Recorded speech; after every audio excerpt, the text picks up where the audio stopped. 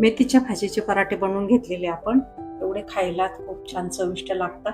2 खाल्ले तर दिवसभर अशी जेवणाची इच्छा होत नाही. एवढे छान मस्त असं पौष्टिक नाश्ता म्हणून तयार करून घेतलेले. आता पुढील रेसिपीमध्ये तुम्ही बघा की आपण हे पराठे कशा पद्धतीने बनवून घेतलेले. सेम पुरणपोळी सारखंच आपण त्याच्यामध्ये पुरण भरतो तसंच आपण टफिंग भरून हे पराठे बनवलेले.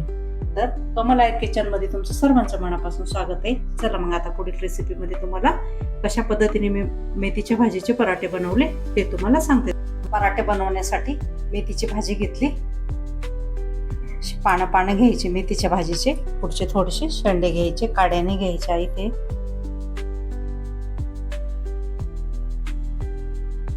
असे आपल्याला भाजीचे शेंडे घ्यायचे. भाजी ते निवडून ती 2-3 पाण्याने व्यवस्थित अशी धुवून घेतली. आता आपण ते एका चाळणीमध्ये काढून घेऊ, म्हणजे आपल्याला त्याच्यातलं जे एक्स्ट्राचं पाणी असेल ते निघून जाईल. एक वाटी भरून गव्हाचं पीठ घेतले. अजून थोडस म्हणजे 1.25 वाटी गव्हाचं पीठ घेतलेले. चाळून घेऊ व्यवस्थित. गव्हाचं पीठ चाळून घेतलं. त्याच्यानंतर बघा रवा घेतलेला आहे. थोडस आपल्याला रवा टाकून घ्यायचा आहे. रव्याने काय होते असे मस्त खुसखुशीत होत. तो पण चाळून घेऊ. त्याच्यात चवीनुसार मीठ, हळद, थोडा हिंग, जिरे, ओवा घेतले. हातावर असे क्रश करून टाकून घेऊ. मिरची, लसूण बारीक करून घेतलेला ते पण टाकून घेऊ. व्यवस्थित असं पाणी घेऊन गेलेले एका भांड्यात टाकून भाजी आपल्याला चिरून घ्यायची. थोडीशी बारीक चाकून किंवा सुरळीने चिरून घ्यायची.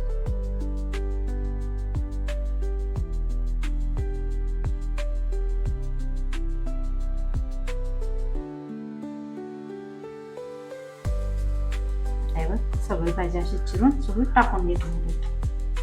भाजी व्यवस्थित चिरून झाली. आता त्याचा व्यवस्थित असा गोळा तयार करून घ्यायचा. भाजी आपली ओली आहे, त्याला पाण्याची गरज वाटते तर नंतर पाणी टाकायचं. पाणी टाकून आपण व्यवस्थित असं गोळा तयार करून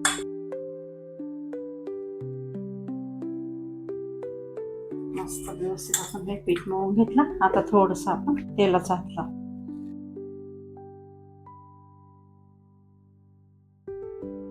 त्याला 5 मिनिटं आपण असंच झाकून ठेवू.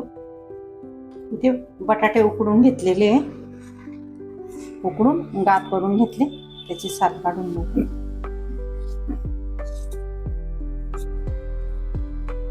बटाटे मस्त सोलून घेतले.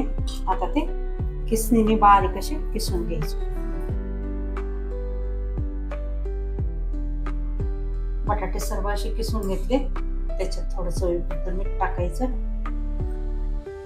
हे आपण टफिंग तयार करतोय. जसं आपण पुरणाच्या पोळीसाठी पुरण तयार करतोय तसं आपल्याला हे पुरणासारखं आतलं सारण तयार करायचंय आपल्याला. आता त्याच्यामध्ये थोडीशी जाड कुटलेली लाल मिरची, तुम्ही इथे हिरवी मिरची पण टाकू शकता किंवा तिखट कमी जास्त तुमच्या अंदाजाने. आता ते मिक्स करून घ्यायचे. मस्त असं सर्व मिक्स करून घेतलं. पीठ आपण ठेवलं होतं. त्याच्यामध्ये रवा टाकलेला होता ना, फुलतो तो मस्त. आपलं पीठ जास्त मऊ पण नाही आणि खूप असं कडक पण नाही. आधी रवा व गव्हाचं पीठ वापरलेले. याच्यामध्ये तुम्ही मल्टीग्रेन आटा पण वापरू शकता. चना डाळीचं पीठ, रवा, हे असं वेगवेगळे पीठ, ज्वारीचं पीठ, बाजरीचं पीठ. पण मी ते फक्त रवा व आपले गव्हाचं पीठ वापरलेलं आहे. तांदळाचं पीठ, वेगवेगळ्या पिठांचा वापर केला याच्यामध्ये तरी पण चालेल. चला आपण आता पराठे तयार करून घेऊ. सर्व पीठ मी याच्यावर काढून घेते. आपल्याला आता एक समान त्याचे गोळे तयार करून घ्यायचे.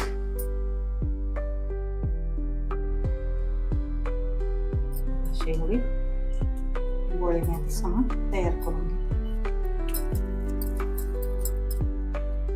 6 गोळे इथे बघा तयार करून घेतलेले. त्याला उंडे पण म्हणतात, पण आम्ही त्याला गोळे म्हणतो. तर आता इथे 6 गोळे झालेले आहे बघा. आता हा 3 जणांसाठी नाश्ता तयार करते मी. तर इथे आपले 6 पराठे तयार होणार आहे मेथीच्या भाजीचे व बटाटा टाकून असे पराठे छान आता आपण लाटून घेऊ. पाटीमध्ये मी थोडंसं असं गव्हाचं पीठ टाकून घेतलं. एक एक गोळे आपण त्याच्यामध्ये व्यवस्थित असं ठेवून वरून पण पीठ टाकून घेऊ थोडंसं. 5 गोळे ठेवते. एक गोळा आता आपण घेतला आहे लाटायसाठी. अशी त्याची पारी तयार करून घ्यायची. आपण मोदक बनवतो तशी.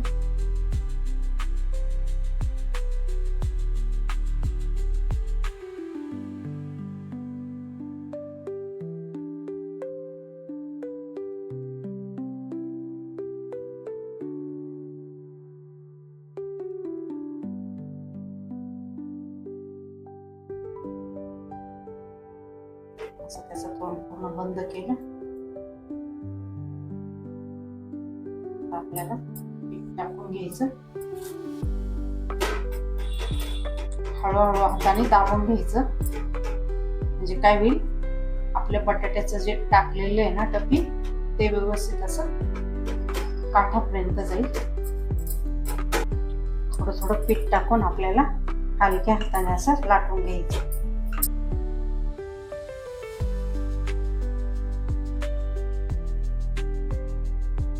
खूप जाड पण नाही, खूप बारीक पण नाही.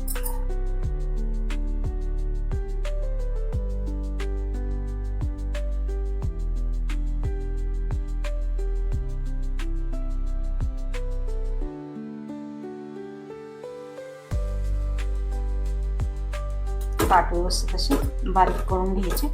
आता आपण तव्यावर टाकून घेऊ. तव्यावर तेल टाकून घेतलं नॉर्मल. बघा तव्यावर टाकून घ्यायचं. हळूच असं पलटी करून घेतला. थोडं परत तेल टाकून घेऊ आपण.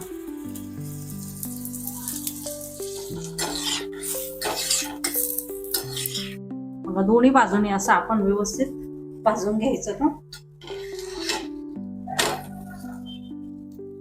दोन्ही साईड मस्त असं थोडंसं असं कलर बदलून त्याचा. आता असेच मी आपले मेथीच्या भाजीचे पराठे बनवून घेतले. खायला एवढे सुंदर लागतात हे पराठे.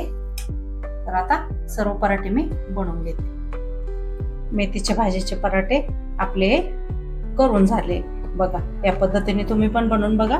माझी रेसिपी आवडल्यास लाईक, शेअर, सबस्क्राईब करायला विसरू नका. धन्यवाद.